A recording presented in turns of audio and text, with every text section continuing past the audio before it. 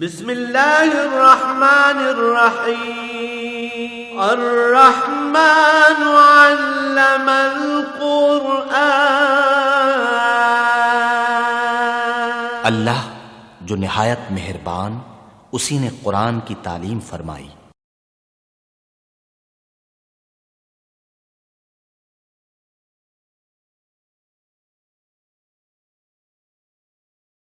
الحمد للہ رب العالمین والصلاة والسلام علی حبیبہ محمد وآلہ وصحبہ اجمعین۔ اعوذ باللہ من الشیطان الرجیم، بسم اللہ الرحمن الرحیم۔ ان اول بیت وضع للناس للذی ببکۃ مبارک وہدی للعالمین فی آیات بینات مقام ابراہیم ومن دخلہ کان آمنا وَلِلَّهِ عَلَى النَّاسِ حِجُّ الْبَيْتِ مَنِ اسْتَطَاعَ إِلَيْهِ سَبِيلًا وَمَنْ كَفَرَ فَإِنَّ اللَّهَ غَنِيٌّ عَنِ الْعَالَمِينَ۔ اللهم سبحانك لا علم لنا إلا ما علمتنا إنك أنت العليم الحكيم۔ مولاي صل وسلم دائما أبدا على حبيبك من زانت به الرسول۔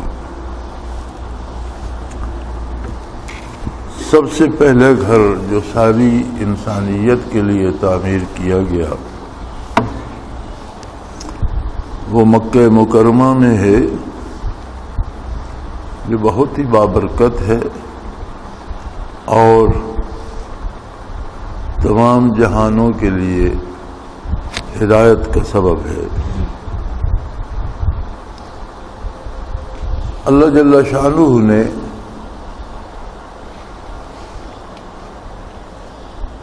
اس کی برکات میں یہ بات رکھی ہے کہ جس کا تعلق ایمان کے ساتھ اس گھر کے ساتھ ہو جائے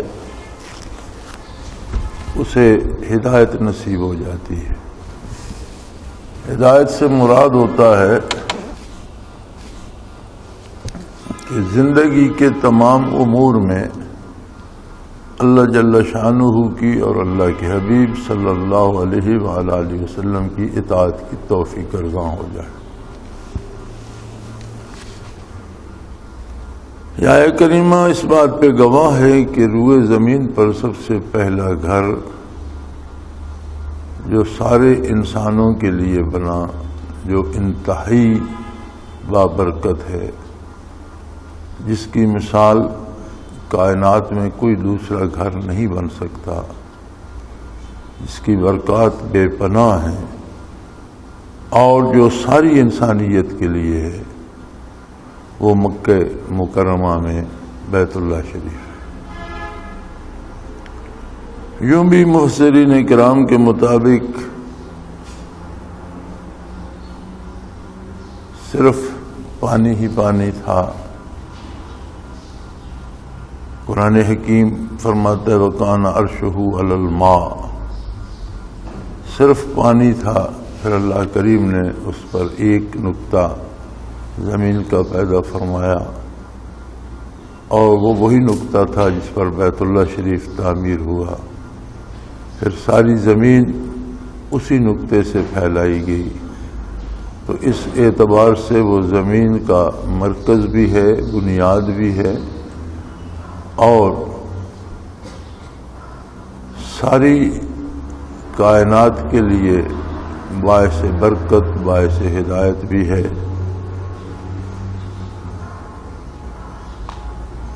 بیت اللہ شریف پہلی تعمیر آدم علیہ نبینا علیہ الصلوۃ والسلام کی ہے۔ یہ میدان عرفات میں اما ہوا اور حضرت آدم علیہ السلام کی ملاقات ہوئی تو انہیں تعمیر بیت اللہ شریف کا حکم ہوا اور انہوں نے اس جگہ بیت اللہ شریف تعمیر فرمایا، جس میں حجر اسود جو ایک جنت کا پتھر تھا اور بالکل شفاف اور سفید تھا، آدم علیہ السلام کے ساتھ جنت سے نازل ہوا تھا، اس میں لگایا گیا۔ اس کی اپنی برکات ہیں، علماء حق کے مطابق وہ ایک گواہ بھی ہے کہ اول سے لے کر دنیا کے اختتام تک حدیث شریف میں وارد ہے کہ ایک لنگڑا یہودی ہوگا کوئی حکمران جو مکہ مکرمہ پر حملہ کر کے بیت اللہ شریف کو تباہ کر دے گا، طواف اور عبادت ختم ہو جائے گی، اور وہ وقت ہوگا کہ جب بیت اللہ شریف تباہ ہوگا تو پھر کائنات تباہ ہو جائے گی اور قیامت قائم ہو جائے گی۔ تو قیامت تک یہ پتھر ایک ریکارڈ بھی رکھے گا، کون وہاں گیا، اس کے دل میں کیا تھا، اس کا کردار کیسا تھا، اس کے اعمال کیسے تھے، وہ کس غرض سے گیا، اس میں کتنا خلوص تھا۔ میدان حشر میں یہ چیز بھی پیش ہوگی۔ اور علماء فرماتے ہیں کہ یہ شفاف تھا، تو لوگوں کی وجہ سے اس کا رنگ بدل کر سیاہ ہو گیا۔ پھر طوفان نوح علیہ السلام تک یہ سلامت رہا۔ طوفان نوح میں بیت اللہ شریف بھی گر گیا، لیکن اللہ کریم نے اس کے پتھر اور حجر اسود کو محفوظ رکھا، اور تب سے لے کر ابراہیم علیہ السلام تک نابود رہا، لیکن یہ جگہ موجود تھی۔ اور اکثر انبیاء کرام علیہم الصلاۃ جن کی امتیں تباہ ہو جاتی نافرمانی کی وجہ سے، چند لوگ رہ جاتے، انہیں لے کر اس مبارک وادی میں آ جاتے، چونکہ اس کی برکات، اس کے انوارات، اس کی جگہ کی تعیین تو انبیاء علیہم الصلاۃ کو اللہ بتا دیتے تھے۔ وہیں رہے، وہیں ان کا وصال ہوا، اور چونکہ یہ مکہ مکرمہ کی ساری وادیاں اس مقام پہ جمع ہوتی ہیں، اور پھر یہاں سے ایک سمت کو ڈھلان ہے، تو جب بھی بارش ہوتی ہے تو سارا پانی تمام وادیوں کا، مکہ مکرمہ مبارک شہر جو ہے یہ مختلف وادیاں ہیں، اور وہ سارا پانی یہاں جمع ہو کر پھر ایک طرف کو جاتا ہے۔ تو یہ درمیان میں ایک ٹیکری سی تھی، بلند مقام تھا، اور اس کے ارد گرد وادیاں جمع ہو کر ایک دائرہ بنا ہوا تھا۔ اب بھی آپ دیکھیں تو چائے زمزم کتنا نیچے ہے، لیکن جو سطح اب بھی ہے چائے زمزم کی، یہ بھی اونچی ہے، اس سے بھی نیچے تھی جگہ۔ تو انبیاء علیہ السلام یہاں جو رہے اس زمانے میں، پھر یہیں ان کا وصال ہوا، اور یہیں ان کے وجود ہائے مبارک گردنیں اڑ اڑ کر ڈھانک دیے۔ تو مطاف میں ایسے انبیاء علیہ السلام بھی نیچے دفن ہیں۔ پیدا ہوئے حضرت ابراہیم علیہ السلام کو اسماعیل علیہ السلام کی ولادت پر انہیں وہاں چھوڑنے کا حکم ہوا، جو اکثر بیان ہوتا ہے، اکثر لوگ جانتے ہیں۔ اور پھر اس کے بعد تعمیر کعبہ کا حکم ہوا، تو حضرت ابراہیم علیہ السلام نے اور اسماعیل علیہ السلام نے مل کر اس کی تعمیر کی۔ اور مقام ابراہیم وہ پتھر ہے جس پر کھڑے ہو کر سیدنا ابراہیم علیہ السلام تعمیر فرماتے رہے، وہ بھی سفید رنگ کا بڑا سخت قسم کا پتھر ہے۔ اللہ کی شان، وہ ابھی تک وہاں موجود ہے، اور جہاں ابراہیم علیہ السلام کے پائے مبارک تھے وہاں سے وہ اس طرح نرم ہو گیا کہ پاؤں مبارک اس میں دھنس گئے۔ وہ پتھر لینے کے لیے، گارا لینے کے لیے نیچے ہو جاتا تھا، اور پھر لے کر جہاں لگانا ہوتا وہاں اٹھ جاتا تھا، وہ گردا گردی مار کے پھرتا رہتا تھا، اور اس طرح حضرت ابراہیم علیہ السلام نے اسے تعمیر فرمایا۔ بیت اللہ شریف مستطیل عمارت تھی، آج بھی جو اس کے باہر حتیم چھوڑا گیا ہے یہ بیت اللہ شریف کا حصہ ہے۔ ایک تو یہ عمارت مستطیل تھی اور زمین کے برابر تھی، پھر اس کے دو دروازے تھے، ایک طرف سے جو آج ایک دروازہ ہے یہ تھا، اور پچھلی طرف بھی تھا، تو جو لوگ طواف کرتے، حج کرتے، انہیں اندر جانے کی سعادت بھی نصیب ہوتی، اور اس دروازے سے داخل ہوتے اور پچھلے سے نکل جاتے تھے۔ پھر حضور صلی اللہ تعالی علیہ وسلم کے بچپن کے عہد میں عمارت بہت مخدوش ہو گئی، اور اہل مکہ نے، قریش مکہ نے یہ فیصلہ کیا کہ اسے شہید کر کے پھر سے تعمیر کیا جائے۔ چنانچہ قریش مکہ نے اسے شہید کر دیا اور پھر سے تعمیر کا کام شروع کیا۔ ایک بحری جہاز جدہ سے خریدا گیا جس کی لکڑی کا چھت اور اندر کے ستون اور دروازے بنائے گئے۔ تو اہل مکہ نے بھی، قریش مکہ نے بھی، اگرچہ وہ ایمان نہیں رکھتے تھے اور حضور نبی کریم صلی اللہ علیہ وسلم تو ابھی مبعوث نہیں ہوئے تھے، تو مکہ میں جو اہل کتاب تھے وہ بھی مشرک تھے کہ اللہ کے بیٹے مانتے تھے، اور مشرکین تو خود مشرک تھے، کوئی بتوں کا پجاری تھا، کوئی سورج چاند ستاروں کا، کوئی جنوں کا، کوئی کچھ۔ لیکن اس سب کے باوجود انہوں نے یہ شرط عائد کی کہ تعمیر بیت اللہ کے لیے جو چندہ دے گا وہ پیسہ دے جس کے متعلق اسے یقین ہو کہ اس میں کوئی کسی قسم کا شبہ نہیں ہے، یہ چوری ڈاکے کا یا کسی سے زبردستی کا یا دھوکہ دہی سے لیا ہوا نہیں بلکہ خالص حلال ہے، تو وہ پیسہ جمع کرو۔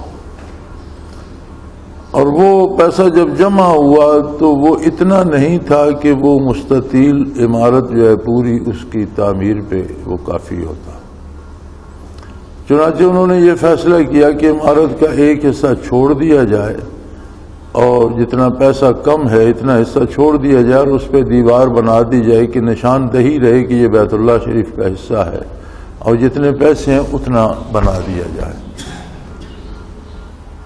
یہ بڑی عجیب بات ہے کہ گو کہ انہیں نور ایمان نصیب نہیں تھا، اور ان میں چند لوگ ایسے تھے جو اللہ کی توحید پہ ایمان رکھتے تھے، لیکن اس زمانے میں بھی کوئی یہ بتانے والا نہیں تھا کہ اللہ کون ہے، کیسا ہے، کس بات پہ راضی ہے۔ عہد فطرت تھا، کوئی رہنمائی والا نہیں تھا، نبی کریم صلی اللہ علیہ وسلم مبعوث نہیں ہوئے تھے، آپ کا لڑکپن تھا۔ تو عجیب بات یہ ہے کہ ان لوگوں نے بھی یہ شرط لگائی کہ یہ خالص اللہ کا گھر ہے، اس میں مشتبہ پیسہ نہ لگایا جائے۔ آج ہم الحمدللہ مسلمان ہیں، آج ہم جب اللہ کا گھر بناتے ہیں، مساجد بناتے ہیں، تو کیا یہ تمیز کرتے ہیں کہ اس پہ صرف حلال کا پیسہ لگایا جائے؟ چور اچکے، ڈاکو، بردہ فروش، بلکہ بازاری پیشہ ور عورتوں تک سے چندے لیے جاتے ہیں، اور ایک شعبہ صرف مساجد کا ایسا ہے جس کے چندے پہ کوئی قدغن نہیں کہ کہاں سے آ رہا ہے، کوئی بھی کسی کو نہیں پتا کہاں خرچ ہو رہا ہے۔ تو عبادت گاہوں کا بنیادی تصور جو حضور کی بعثت سے پہلے مشرک و کفار کے پاس تھا وہ بھی یہ تھا کہ کم از کم جو عبادت کا، حالانکہ انہوں نے تو بنا کر اس میں بت رکھنے تھے، اللہ کو سجدے کرنے کا تو کوئی تصور نہیں تھا، انہوں نے تعمیر کر کے اس میں 365 بت رکھے، لیکن وہ بت خانہ سمجھ کر اگر تعمیر کرتے تو بھی چاہتے تھے کہ اس میں وہ پیسہ لگے جس میں مشتبہ کوئی پائی نہ ہو، جسے آپ حلال سمجھتے ہو۔ اور آج کل ہمیں یہ شکوہ ہے کہ مساجد سے نفرت کا درس ملتا ہے، ہمیں یہ شکوہ ہے کہ مساجد میں ایک دوسرے پر کفر کے فتوے لگائے جاتے ہیں، ہمیں یہ شکوہ ہے کہ مساجد میں پیار و محبت کی بجائے ایک دوسرے سے نفرتیں بوئی جاتی ہیں، ایک خاص قسم کے لوگ ایک مسجد پہ قابض ہوتے ہیں، ذرا کوئی مختلف قسم کا بندہ آ جائے اسے گھسنے نہیں دیتے، نماز نہیں پڑھنے دیتے، مساجد میں گولیاں چلتی ہیں، مساجد پہ مقدمے ہوتے ہیں، مساجد میں بم پھینکے جاتے ہیں، عبادت گاہوں کا تقدس نہیں رہا۔ لیکن یہ جو تقدس اور برکات نہ رہنے کا کوئی سبب تو ہوگا، وہ ہم تلاش نہیں کرتے۔ میں سمجھتا ہوں کہ ایک بہت بڑا سبب یہ ہے کہ ہم جو عمارات اللہ کی خالص عبادت کے لیے بناتے ہیں اس میں بھی ہم یہ فرق نہیں کرتے کہ اس پہ خالص حلال خرچ کیا جائے۔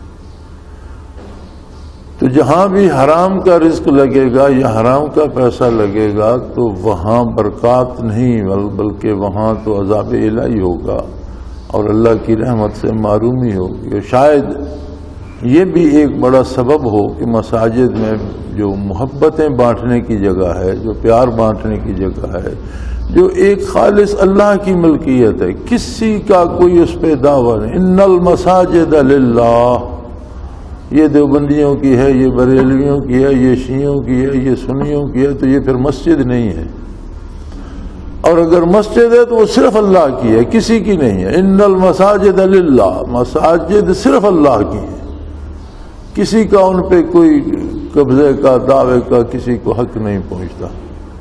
لیکن آج ہمیں اللہ کی مسجد ملتی کوئی نہیں، کوئی نہ کوئی اس کا مالک ہے، کوئی نہ کوئی دعوے دار ہے، کوئی نہ کوئی اس کا متولی بنا ہوا ہے اور دوسرے لوگوں کو گھسنے نہیں دیتا. تو یہ سارا کیوں ہو رہا ہے؟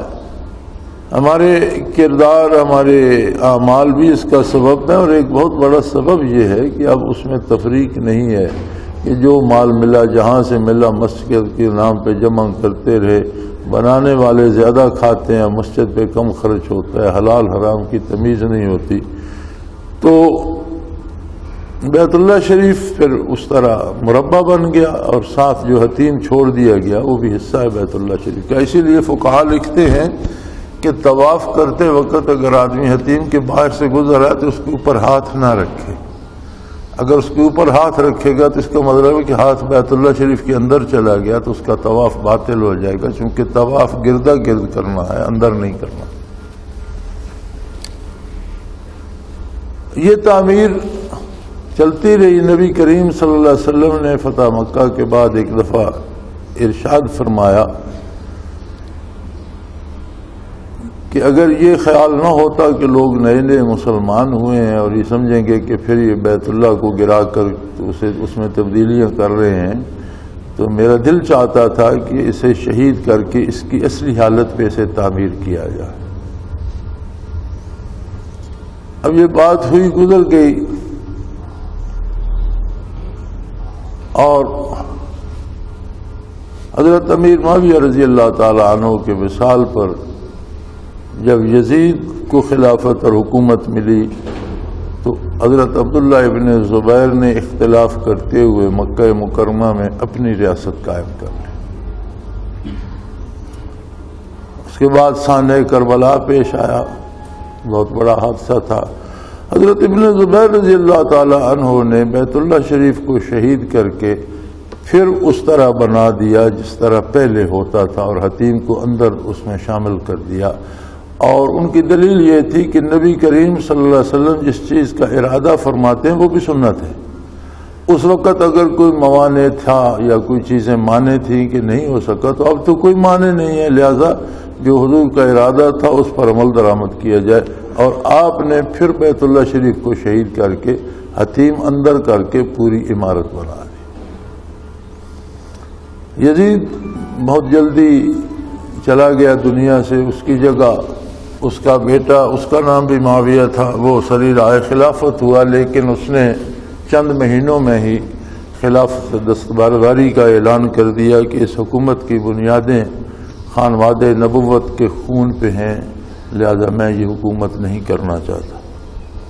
اس کے بعد مروان بن حکم کو خلیفہ بنایا گیا. اس کے بعد اس کا بیٹا آیا عبد الملک. عبد الملک کے بعد اس کا بیٹا ولید بن عبد الملک جب حکمران بنا تو اس نے حجاج بن یوسف کو مکہ مکرمہ سے ابن زبیر رضی اللہ عنہ کی ریاست ختم کر کے اسے اپنی سلطنت میں شامل کرنے کا حکم دیا. چنانچہ حجاج بن یوسف نے مکہ مکرمہ پہ چڑھائی کی اور حضرت ابن زبیر لڑتے ہوئے شہید ہو گئے. بیت اللہ شریف کے پردے بھی جل گئے، عمارت کو بھی نقصان پہنچا. ان کی شہادت کے بعد جب حجاج بن یوسف قابض ہوا تو اس نے پھر سے بیت اللہ شریف کو شہید کر کے تو حتیم باہر چھوڑ دیا اور عمارت مربع بنا دی کہ ابن زبیر نے اس میں کیوں تبدیلی کی ہے. لیکن بعد میں ولید کو جب علماء سے یہ پتہ چلا، وہ خود بھی عالم تھا کہ نہیں اصل تو نبی کریم صلی اللہ علیہ وسلم کا جیسے ارادہ تھا تو جو ابن زبیر رضی اللہ عنہ نے کیا وہ صحیح تھا، تو اس نے چاہا کہ اب پھر اسے شہید کر کے تو مستطیل بنا دیا جائے. تو علماء نے منع فرما دیا کہ یہ تو ہر آنے والا بادشاہ پھر اسے شہید کر کے کوئی کہے گا جی نہیں مربع ہونا چاہیے، پھر کوئی آئے گا کہے گا نہیں مستطیل ہونا چاہیے. تو اس کی حرمت کا تقاضا یہ ہے کہ اسے چھیڑا نہ جائے۔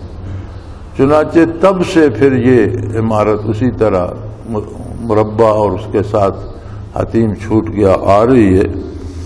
تو اس کی خصوصیت یہ ہے کہ یہ سرزمین ہی بہت بابرکت ہے اور بیت اللہ شریف انتہائی برکات کا مرکز ہے اور تمام کائنات کے لیے باعث ہدایت ہے۔ جو وہاں جاتا ہے اس کے لیے بھی باعث ہدایت ہے، اور جو وہاں نہیں پہنچ سکتا اس تک بھی اس کی برکات پہنچتی ہیں کہ روئے زمین پر تمام عالم اسلام کا قبلہ جو ہے عبادات میں وہی ہے، اور ہر نماز میں ہر مسلمان اس سے اپنا رابطہ کرتا ہے، اس کی طرف رخ کر کے، اور اس کی برکات اور اس کے انوارات اسے پہنچتے ہیں۔ برکات سے مراد یہ ہے مبارکم و ہدن، برکات سے مراد یہ ہے کہ جس بندے کو یہ نصیب ہوتا ہے کہ اس کا تعلق بیت اللہ شریف سے ہو، اسے راہ ہدایت نصیب ہو جاتی ہے۔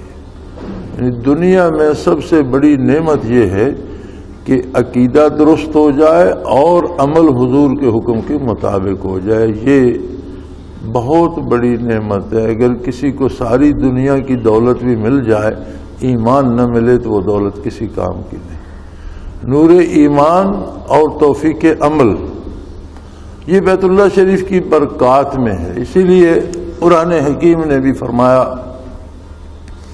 ان الصلاۃ تنہی عن الفحشاء والمنکر، عبادات الہی جو ہیں، نماز جو ہے وہ برائی سے، بے حیائی سے روک دیتی ہے، یعنی اس کا ثواب یہ ہے، اس کا اجر یہ ہے۔ یہ ہمارے پاس تصور ہے کہ ثواب مرنے کے بعد ملے گا، یہ غلط ہے۔ ثواب اجرت فوراً ملتی ہے، مرنے کے بعد انعام ملے گا مزید۔ اللہ کریم کا یہ کرم ہے کہ جب کوئی گناہ کرتا ہے تو وہ فرماتا ہے اسے اتنی سزا دی جائے گی جتنا اس کا جرم ہے، لیکن جب کوئی نیکی کرتا ہے تو وہ فرماتا ہے کہ میں اسے کئی گنا زیادہ کر کے اس کا اجر دوں گا۔ تو آخرت میں جو کچھ ملنا ہے وہ اللہ کا کرم، اس کا انعام ہے۔ جو فوراً اور نقد اجر ملتا ہے وہ یہ ہے کہ حضور کی غلامی تو نصیب ہو جاتی ہے، یہ عبادت کا یہ ثواب ہے۔ فیہ آیات بینات، اس میں بہت بے شمار دلائل ہیں، اس کی عظمت پہ بہت سے دلائل ہیں، عقلی بھی ہیں، نقلی بھی ہیں، روایات میں بھی ہیں، قرآن حکیم میں بھی ہیں، احادیث مبارک میں بھی ہیں۔ حضور اکرم صلی اللہ علیہ وسلم کی محبت بیت اللہ سے مثالی تھی، اور آپ کے ارشادات، آپ کے سنت میں بھی بے شمار اس کے فضائل ہیں۔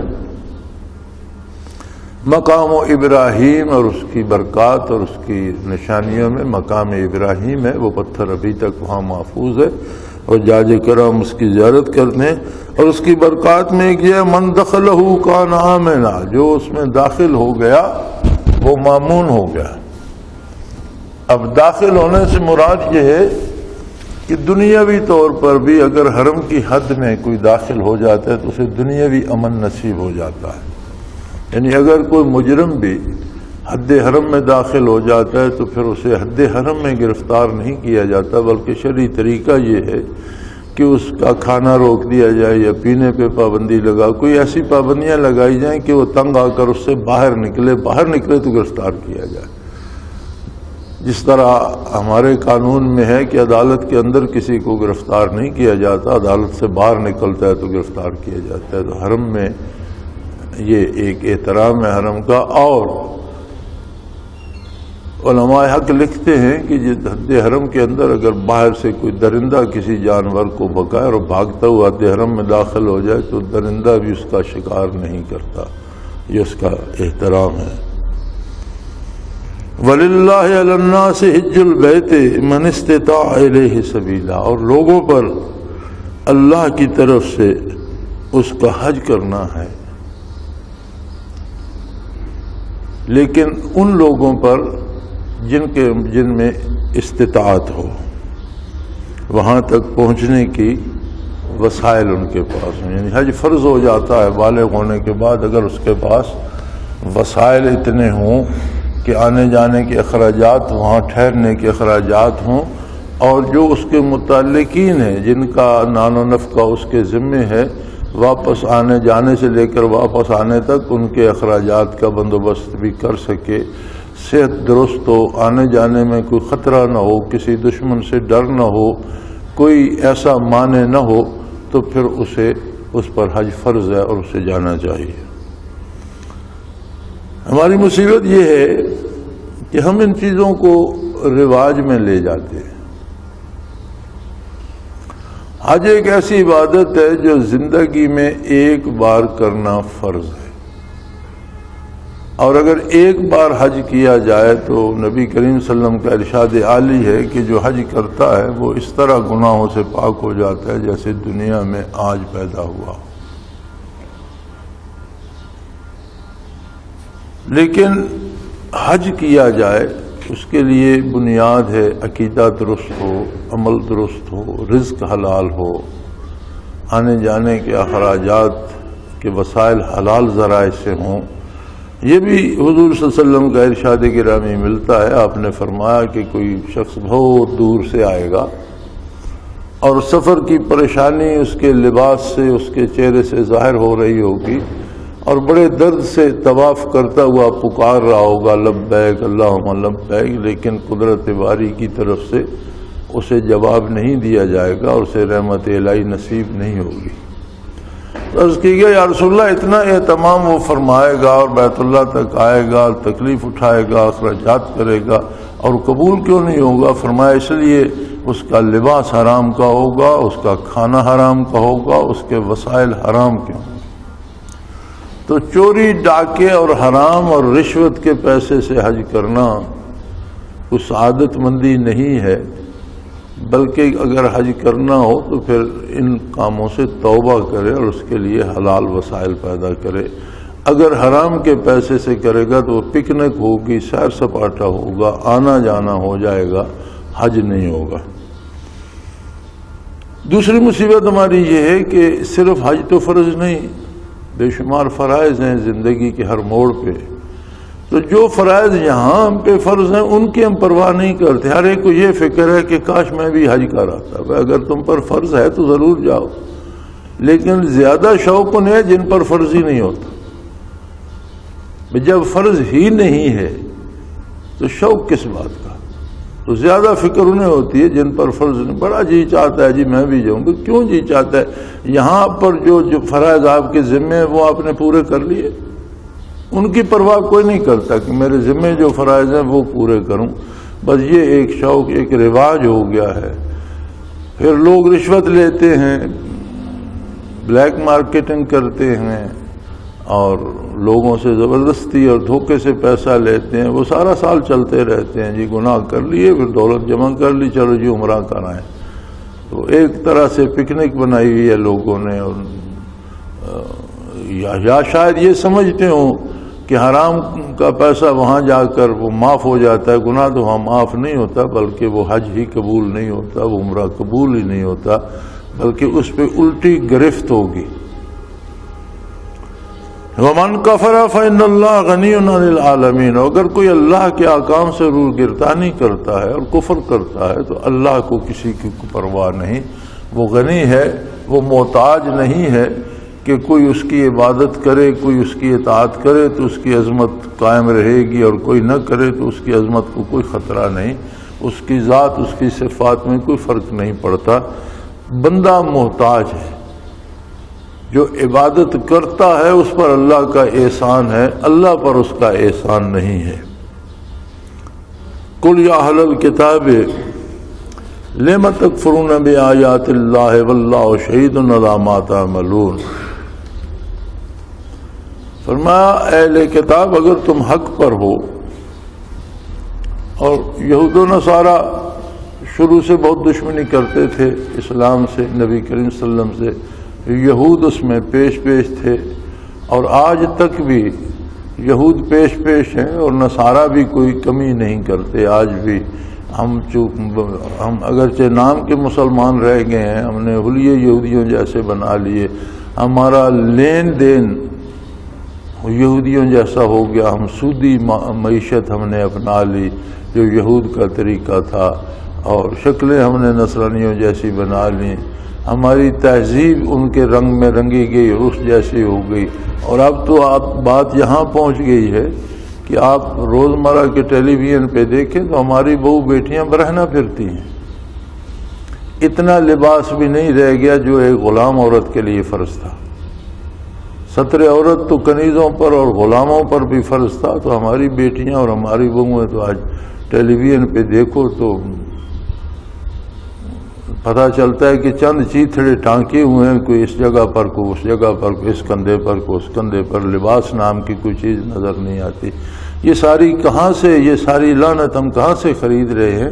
یہ روشن خیالی اور یہ نئی روشنی جو بالکل تاریکی ہے، یہ ہم انہیں سے، نصارہ سے اور یہود سے لے رہے ہیں.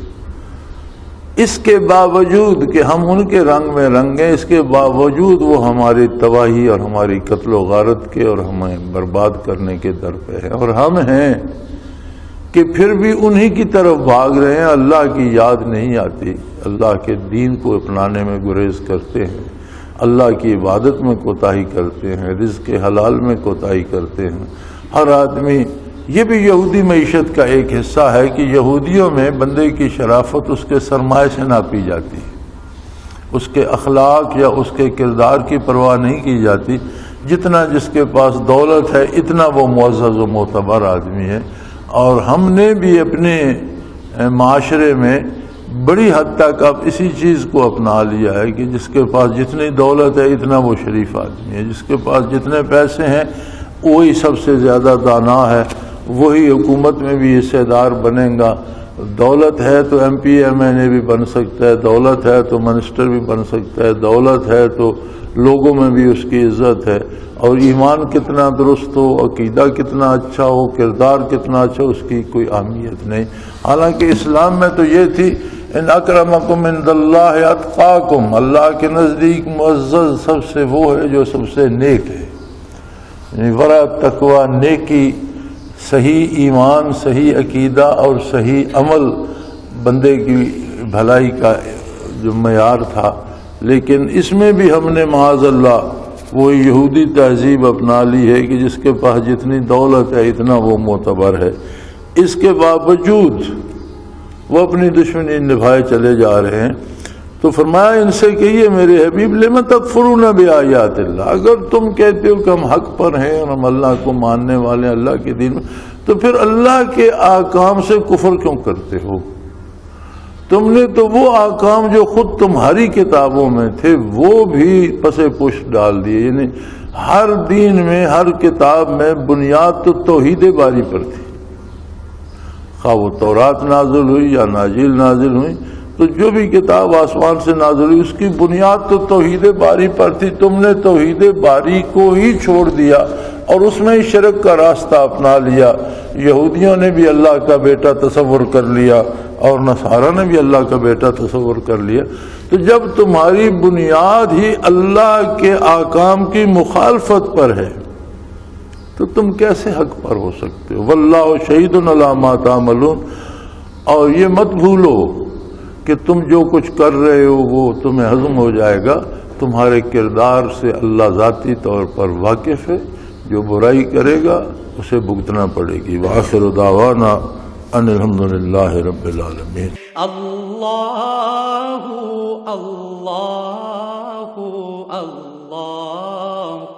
اللہ اللہ اللہ اللہ اللہ.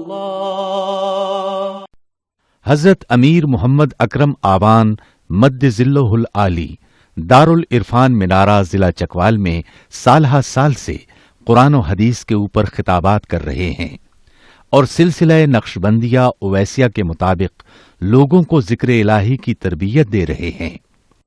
وہ قرآن پاک کی تفسیر ترتیب وار بیان کر رہے ہیں. تفسیر قرآن کو وہ موجودہ ملکی اور بین الاقوامی حالات کے مطابق بیان کرتے ہیں. موٹر وے سے کلر کہار کے انٹرچینج سے نکلتے ہوئے کلر کہار کی جھیل سے ہوتے ہوئے میانی، بوچھال اور نور پور سے گزرتے ہوئے دارالعرفان منارہ پہنچ سکتے ہیں. حضرت امیر محمد اکرم آوان نے بچیوں اور بچوں کی دینی اور دنیاوی تعلیم کے لیے سقارہ اکیڈمی کے نام سے ایک درسگاہ بھی قائم کی ہے، جس کا افتتاح ملک پاکستان کے صدر جنرل محمد ضیاء الحق نے اپنے دست مبارک سے کیا تھا۔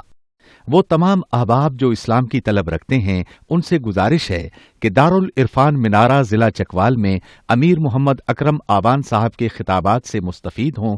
وہ ہر جمعے کو نماز سے پہلے بیان فرماتے ہیں۔ ہر ماہ کی پہلی اتوار کو ماہانہ اجتماع ہوتا ہے جس میں آپ خصوصی خطاب فرماتے ہیں اور پاکستان کے چاروں صوبوں سے احباب اس اجتماع میں شرکت کرتے ہیں۔ اس کے علاوہ یہاں سال میں 2 مرکزی اجتماعات بھی ہوتے ہیں، ایک رمضان المبارک میں اعتکاف کا اجتماع اور دوسرا جولائی اور اگست میں 40 دن کا اجتماع ہوتا ہے جس میں روحانی تربیت کی جاتی ہے۔ اپنا خون سیماب دے کر اتنا ہم کر جائیں گے، نام آقا کا چمن میں پھر رقم کر جائیں گے۔